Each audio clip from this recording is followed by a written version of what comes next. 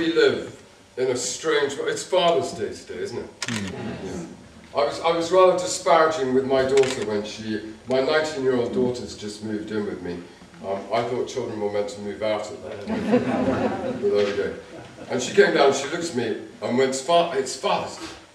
And I said, I sincerely hope you haven't got me anything. And then her face fell. And she said, no, you're absolutely right. And on the way here, because I've had quite a busy morning, I've taken a church service in Firle and then had a couple of baptisms, so I stopped in a newsagent to buy some peanuts. And somehow this Father's Day thing was going through my brain, and coming through the speaker system in this small newsagent in Sussex was "I Wish It Could Be Christmas Every Day" by Freddie Mercury. Just a strange concept. Thank you for asking me here this afternoon, on this lovely summer afternoon. The past, and the present, and the future are indelibly linked. And we as human beings can earth ourselves in any reality we choose. We can make real what we desire to make real within the inner landscape of our being. The young man sitting at his computer playing Xbox is in a real world. The elderly woman gleaning millet in Ethiopia is in a real world. The young imam in a mosque on the West Bank is in a real world. The couple kissing on a bench, why do couples always choose benches, are in a real world.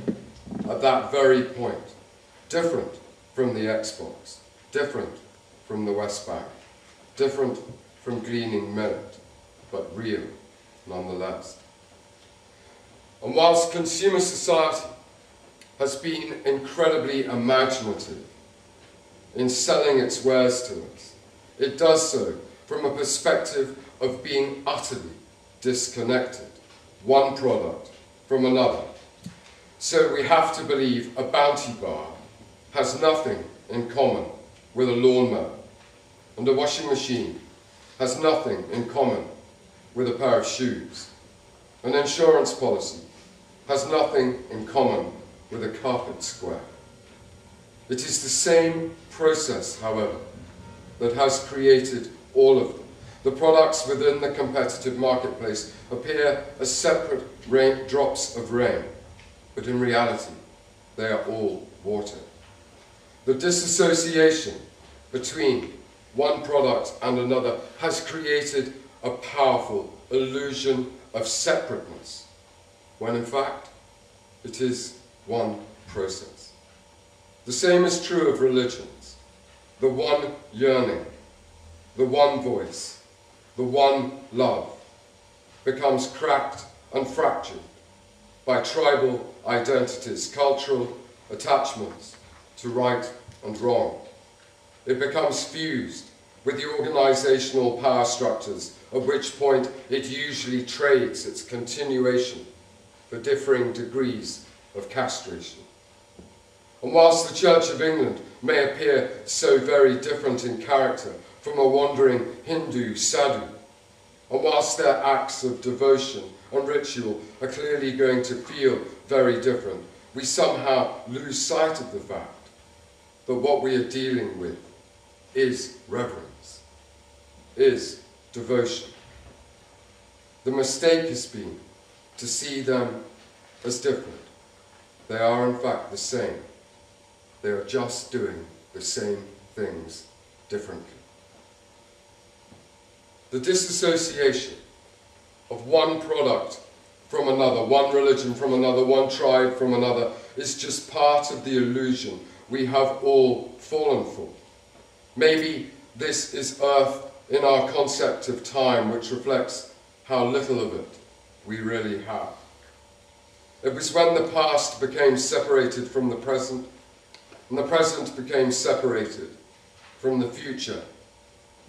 That was the beginning of the script which has led us to this point in history. Countries, religions. God, we have separated the sea, chopped it up into Atlantic, Mediterranean, and Pacific. We have separated ice from water, fish from birds, carrots from flowers, and black from white, Jew from Muslim, pagan from Christian.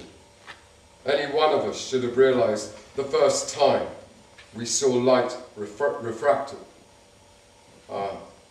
really that they are not different colors, not separate colors.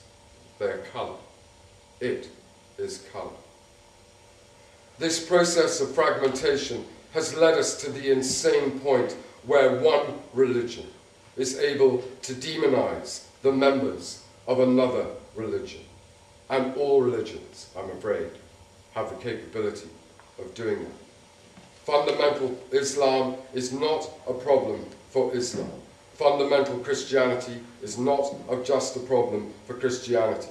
It is a problem for all religious practice, all religious vision, all the religious imagination. Perhaps it is better to be more generous, to take the road which says our world was initially what we experienced it to be in the context of a 40-mile radius in any one direction.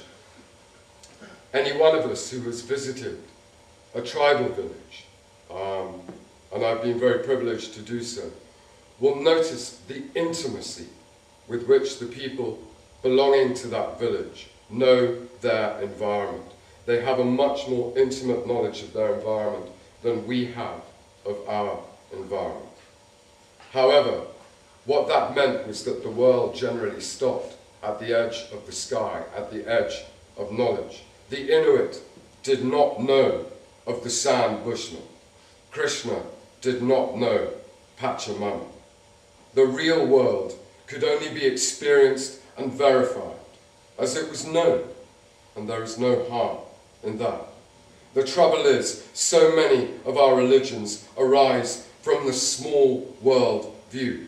Many were formed when the earth was flat. Most were formed before cars and trains and computers, and are left struggling to squeeze in an agrarian or nomadic view of the world into the context of Oxford Street or Madison Square Gardens. Some of the traditions and experiences of the divine contained within the agrarian religions are wonderful, quite extraordinary. Aboriginal dream time, an extraordinary, imaginative way of looking at the divine. The conversations of the Sami, the last European tribe living up in the Arctic Circle, their conversations with rivers and mountains, wonderful. And in the Pachamama tradition of South America, you cannot be a priest unless you've been struck by lightning. Isn't that wonderful? And I was thinking, what a great way of choosing bishops that would be. We wait in England for a thunderstorm, for the thunderstorm season in the summer. We then gather all the priests of the diocese together, diocese by diocese, on golf courses. Because apparently lots of people get struck by lightning on golf courses. So you get all the priests of one diocese on a golf course, and we wait.